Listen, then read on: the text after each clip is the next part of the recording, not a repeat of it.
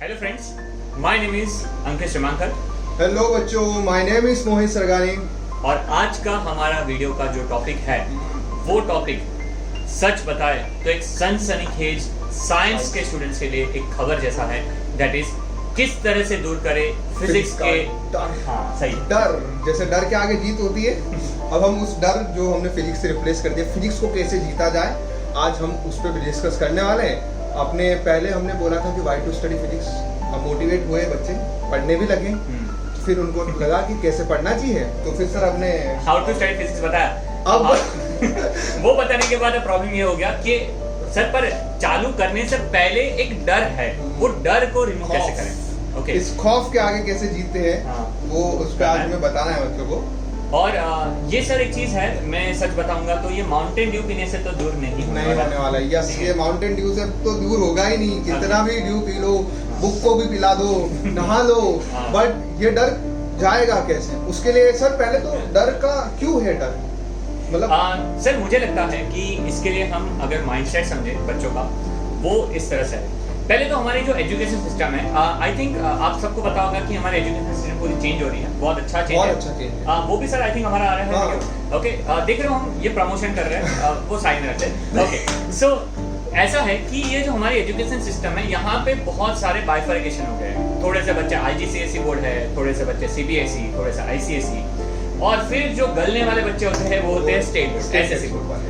हम लोग भी सेम वही नाव कश्ती सवार उसमें ही सब सारे आते हैं। अब ये बच्चे जब एक साथ 11th-12th का प्रिपरेशन करना आते हैं, कॉम्पिटिटिव का प्रिपेयर करने आते हैं, तो फिर एक यूनिफॉर्मिटी लानी पड़ती है। अब तक अलग अलग चल रहे थे, हाँ, अलग अलग तरीके से पढ़ाया जा रहा था।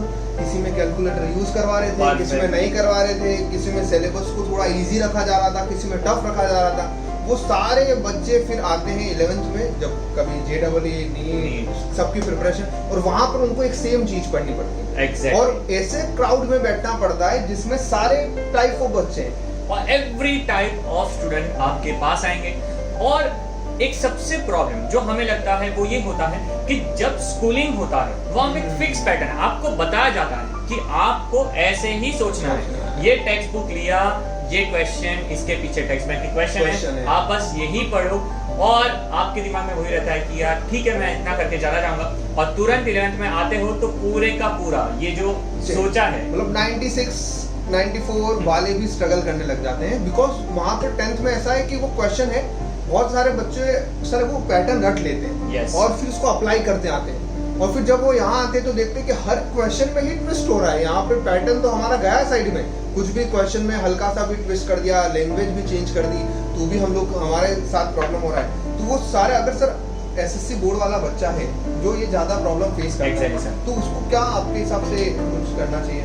आई थिंक सर हम लोग को ये करना चाहिए सबसे पहले कि पहले तो आप कंसेप्ट को, जैसे हमने बताया था कि आप कंसेप्ट को स्ट्रॉन्ग करो, एट द सेम टाइम आप एप्लीकेशन बेस्ड पढ़ना चालू करो। ठीक है यार, रट्टा मारने से है ना, मतलब यार आप लोगों के लिए 3 Idiots भी बना देना, या छिछोरे भी बना दे, या कुछ भी बना दे, ठीक है, जब तक ये रट्टा सिस्टम हमारे एजुकेशन सिस्टम से नहीं जाएगा, और मेनली एजुकेशन सिस्टम से जाया ना जाए, आपके जीवन से नहीं जाएगा, तब तक तो ये चीज मुमकिन नहीं। मतलब सर ये जो बच्चे आज तक आर से रट्टा मेथड यूज कर रहे थे, एक चीज को 4 बार 5 बार पढ़ के रट रहे थे, अब उस रट्टा को हम आर से रिवीजन पे लाते हैं। exactly. और रिवीजन मतलब यहाँ पर वही नहीं कि सर हाँ रिवीजन और रट्टा पे एक ही हो गया है, मतलब आप तो वही बात कर रहे हो, हम भी तो 5 बार पढ़ रहे हैं, बट वो रिवीजन कैसे करना है, और वो जब हम रिवीजन को बहुत अच्छे से करेंगे तो किस तरह से हमारा फिजिक्स का फियर जाएगा, वो आज हम आपको कुछ एक्सप्लेन करेंगे, कुछ टिप्स सर भी बताएंगे कि कैसे रिवीजन होना चाहिए। देखो जंग लड़ने जा रहे हैं यार, फिजिक्स और कोई भी कॉम्पिटिटिव एग्जाम एक जंग ही है,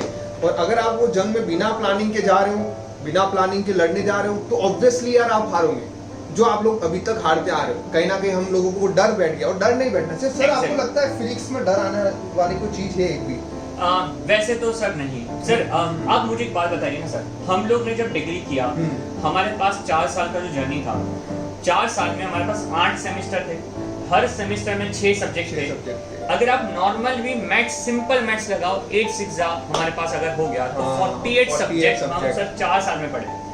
यहाँ पे बच्चे 2 साल में 3 सब्जेक्ट नहीं पढ़ पा रहे। और सर अपन जब भी सब्जेक्ट की बात करें, फिजिक्स तो ऐसा सब्जेक्ट है, आई थिंक लिंक है अगर आपको ये समझ में आया तो ये बहुत अच्छे से आएगा, ये भी समझ में आएगा, इस तरह से एक लिंक चलता है। एक बिल्कुल जैसे बोलते हैं ना स्मूथली हम लोग एक एक स्टेप पढ़ रहे हैं, वैसे फिजिक्स का भी पढ़ने का तरीका है। और अगर आप वो पढ़ते हो तो ऑटोमेटिकली आपको कभी डर नहीं लगेगा। शायद वो डर लगने का रीजन ये है कि अगर बच्चा कोई बड़ा सा कोई टफ टॉपिक पढ़ रहा है, मान लो अगर मैं आपको स्टार्ट करूँ डायरेक्टली कोई भी एनएलएम पढ़ाना ही स्टार्ट कर दिया और मोशन इन 1D की इक्वेशन ही पता नहीं और उसका एप्लीकेशन आ गया तो डर लगना स्टार्ट हो जाता है। तो यहाँ पर वही है कि एक पैटर्न है, आप उस पैटर्न को फॉलो करेंगे और उस पैटर्न को कैसे रिपीट करेंगे वो आज अपन उसको बताते हैं कि किस तरह से आप फिजिक्स का मतलब बोल रहे हैं ना हम फियर ऑफ फिजिक्स को, फियर को हटा के रिवीजन लगा देंगे तो वो फियर हट गया, रिवीजन आ गया तो आप ऑटोमेटिकली फियर वियर सब चला जाएगा। और उसमें सर सबसे इम्पोर्टेंट जो बात है जो हमने लास्ट वीडियो में बताई थी कि आप अपने नोट्स जो सिनॉप्सिस है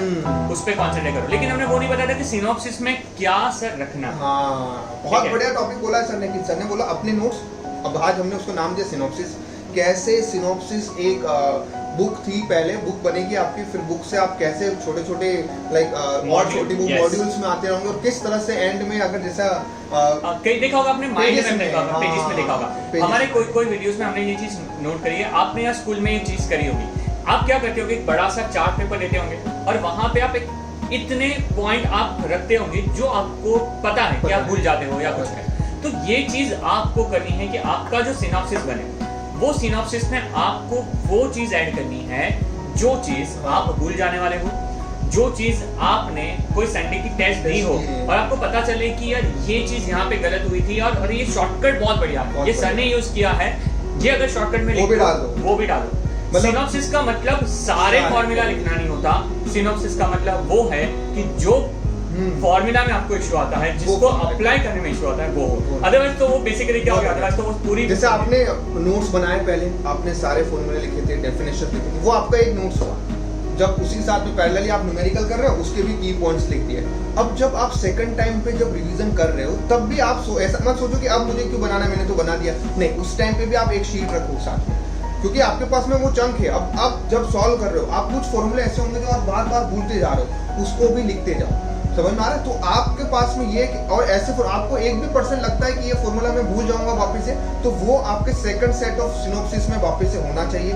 पहला आपने जो खुद के नोट्स बनाए, दूसरा सिनॉप्सिस, जो भी आप फॉर्मूला कीवर्ड देखो, बेसिकली क्वेश्चंस के न्यूमेरिकल से जो हम सब बोलते हैं ना क्लास में कि आप एमसीक्यू सॉल्व करते हुए भी सिनॉप्सिस बनाओ, तो वही है, जो छोटे छोटे ट्रिक्स है वो ट्रिक्स लिखते जाओ, वो सब कुछ ट्रिक्स लिखो। अब ये हो गया सेकंड सेट। अब थर्ड बार रिवीजन करने जा रहे हो तब वापस से एक और पेज, अब वापस एक सिंगल शीट ऑफ पेपर लो और कोशिश करो कि एक पूरा चैप्टर मेरा इस पेज पे आ जाए और एंड में हमें वो पेजेस ही पढ़ने, पूरा फिजिक्स दिमाग में इतने ब्रिलियंटली जाएगा कि कोई भी इशू नहीं आने वाला। और दूसरा सर जो फियर का एक है, ठीक है, ये फियर है ना काफी कनेक्टेड है हमारी अपब्रिंगिंग के साथ, जैसे हमने डिस्कस किया कि 10th तक, बराबर सर। अगर हम देखते हैं कि एक सब्जेक्ट है, उनको प्रॉब्लम होता है कि उनको कैलकुलेशन में बोरिंग लगता है, उनको लगता है कि यार इतने बड़े बड़े क्वेश्चन रीड नहीं करने नहीं करते, उनको लगता है कि सर इतने बड़े हैं कहाँ से रीड करके। तो उसके लिए मैं सच बता रहा हूँ, झूठ नहीं बोलूंगा, आप रीडिंग की हैबिट रखो, सच बता रहा हूँ। Try to read per day, आप आधा घंटा कुछ ना कुछ रीड कर रहे हो, टेक्स्ट बुक करोगे तो बहुत अच्छा है, अगर आपको चाहिए टेक्स्ट बुक नहीं करना कोई प्रॉब्लम नहीं, न्यूज़पेपर रीड करो, स्टोरी बुक रीड करो, पर रीडिंग की हैबिट होनी चाहिए। At the same time sir, ये जो रिवीजन की मैं बात कर रहा था और हम जो आप ये सब बच्चों को बता रहे हैं, सर मेरे जो एक सर थे उन्होंने हमें बहुत अच्छी चीज बोली, रिवीजन के टाइम पे बोरियत क्यों आती है एक पॉइंट ऑफ टाइम पर सेम पढ़ के, बिकॉज अगर मान लो एक चैप्टर में पढ़ने बैठा तो मैं पढ़ते ही जाता हूँ, मतलब मेरा खत्म नहीं होगा तब तक मैं पढ़ता रहूंगा, बट ये गलत अप्रोच है। आपको टाइम फिक्स करना, इससे ज्यादा नहीं लेना है। अगर आपने पर डे 1 आवर रिवीजन के लिए दे रहे हो तो आप 1 आवर में जितना कर सकते हो करो, रिमेनिंग आप दूसरे दिन पे जाओगे। आप बोलोगे सर लेकिन जरूरी नहीं है ना खत्म हो, पर देखो टाइम इज मनी बोलते हैं ना, आप टाइम के अकॉर्डिंग चलो, टाइम आपके अकॉर्डिंग नहीं चलना चाहिए, ये सबसे बड़ी चीज है। बहुत बढ़िया पॉइंट बोला है सर ने कि किस तरह से रिवीजन में ऐसा नहीं है कि हम चैप्टर पढ़े तो पूरा कंसंट्रेशन के साथ, क्योंकि पढ़ा हुआ चैप्टर है, फटाफट की पॉइंट्स पढ़ते जाने के, और उसके बाद में जब आप एमसीक्यू लगा रहे हो, देखो क्योंकि एमसीक्यू का भी रिवीजन हो रहा है, तो जब आपने पहली बार एमसीक्यू लगाए उस टाइम पे देखो स्मार्ट बनना है यार, उस टाइम पे आप जो क्वेश्चन आपको टफ लगा है, आपको लग रहा है कि वेराइटी है, इंपॉर्टेंट है, मार्क कर दो उस बुक में, अब आप जब सेकंड टाइम रिवीजन कर रहे हो तो आप सारे क्वेश्चन नहीं लगाओ, क्योंकि एक बुकलेट में बहुत क्वेश्चन होते हैं। अब उस टाइम पे पैरेलली आप सारे क्वेश्चन लगाओगे तो रनिंग टॉपिक पे इफेक्ट आएगा। तो जो मार्क किए हुए क्वेश्चन से उनको आप वापस से सॉल्व कर रहे हो। अब उनमें से भी कुछ क्वेश्चन ऐसे हो रहे होंगे जो आप भूल रहे हो बार बार, उनके ऊपर वापस से स्टार मार्क बनाओ। मतलब आपको पता लग रहा है। और एक फ्लो चार्ट बनाना चाहिए ऑलवेज, एक आप बनाओ, हर चैप्टर लिखो, ये एक बार रिवीजन हुआ, इसमें ये क्या, इस तरह से आप कॉलम बना उसके आगे टिक लगाते रहो, ताकि आप सारे चैप्टर को इफेक्टिवली आप बोल सकते हो कि टाइम दे पा रहे हो। ऐसा नहीं कि एक सब्जेक्ट में मैंने अब एक चैप्टर मुझे बहुत अच्छा लग रहा है, मैं बार बार उसको रिवाइज कर रहा हूँ, नहीं।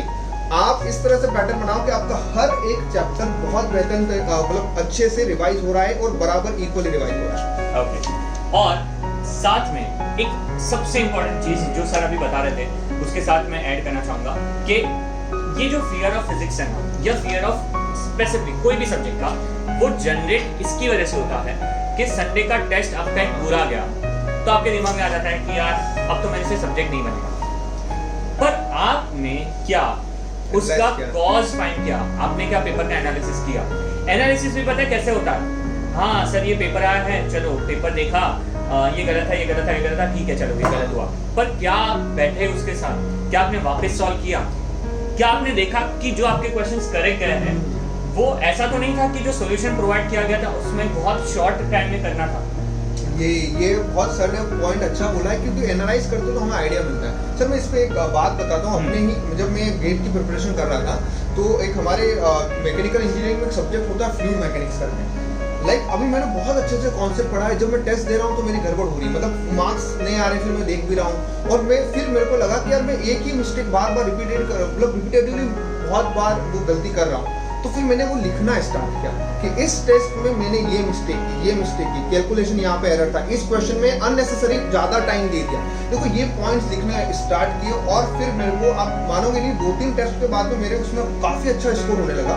कभी कभी हम बहुत डिमोटिवेट हो जाते हैं मार्क्स कम आके, जैसे कि 1-2 बार मेरे साथ में हुआ। एक सब्जेक्ट, आपको सब्जेक्ट रहता है, जैसे मैं आपको सब्जेक्ट लेके क्यों बोल रहा हूँ कि समहाउ कभी अगर हमारा कोई एक सब्जेक्ट में बहुत अच्छा स्कोर आ रहा है, अगर हमारा फिजिक्स में कम स्कोर आ रहा है तो हम उस फिजिक्स से डर जाते हैं, हम हमारे दिमाग में माइंडसेट में ही बैठा देते हैं कि अब मेरे फिजिक्स में कभी मार्क्स नहीं आएंगे।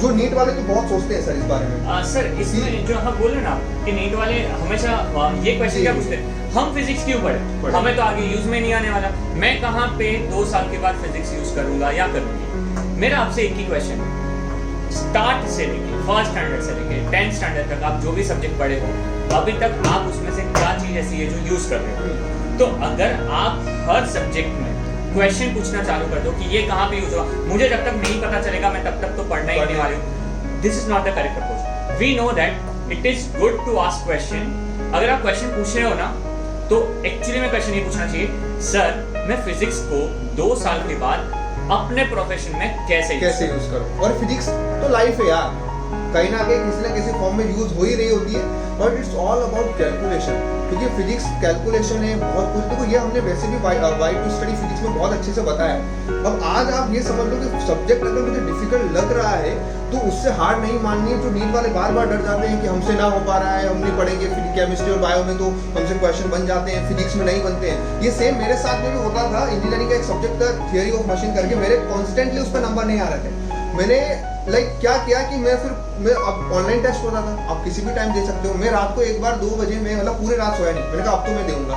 और मैंने कंटिन्यूसली 2 से 5 तक सिनॉप्सिस एंड ऑल जितना पढ़ना था पढ़ा, और फिर नंबर आए। क्योंकि आप मेरे को आ गया कि जब तक अच्छे नंबर नहीं आएंगे तब तक मैं उसमें अपनी अप्रोच चेंज करता रहूंगा, कुछ मिस्टेक्स मैं कर रहा हूँ फाइंड आउट करता रहूंगा। सेम हर बच्चा ऐसा नहीं है कि सेम मिस्टेक कर रहा है। शायद आपका फिजिक्स का फियर आपकी ही एक कोई ऐसी मिस्टेक होगी जो कहीं ना कहीं आपको वो लग रही है, तो पहले तो डरना नहीं, कोई इतना स्कोप कुछ है ही नहीं, है ना। एक सिंपल सी चीज अगर समझ में आ गया तो कोई भी क्वेश्चन कर सकते हैं। और इट इज नॉट नेसेसरी कि हमारे 45 क्वेश्चन है नीट वालों के या 25 क्वेश्चन है सारे क्वेश्चन आए, बराबर। और सर अगर हम देखें कि सिलेक्शन अगर हमें 35 क्वेश्चन भी आ जाते हैं, 37 भी आ जाते हैं, तो डिसेंट मार्क्स आते हैं। और सेम विद अगर हमने 25 में से 20 भी करेक्ट कर दिए जेडब्ल्यू मेंस वालों ने, तो भी उनको बहुत अच्छा स्कोर आता है। तो यही है कि कहाँ पे कौन सा क्वेश्चन छोड़ना है हमें, कौन सा टाइम कंज्यूमिंग है, ये सारी ट्रिक्स जो है वो क्वेश्चंस करते हो तो एनालाइज करो। पेपर एनालाइज का यही फायदा है, क्योंकि सर हम नहीं होगा दिल पे लेते हैं बच्चे, exactly, वो नहीं लेना। आपको लगा क्वेश्चन में इस बार आपने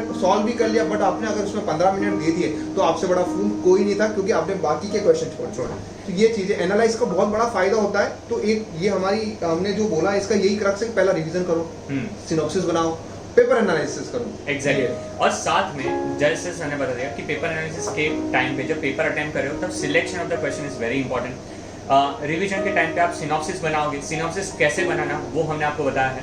साथ में हमने बताया कि practice and constant dedication, never give up वाला एटीट्यूड ये रखना है फिजिक्स के टाइम पे। एंड ये सारी चीज जब आप लाते हो 2 इयर्स की आपकी स्टडी में, तब जाके ये सब्जेक्ट का जो फियर है, या मैं बताऊं कोई भी सब्जेक्ट का फियर है, वो दूर हो सकता है।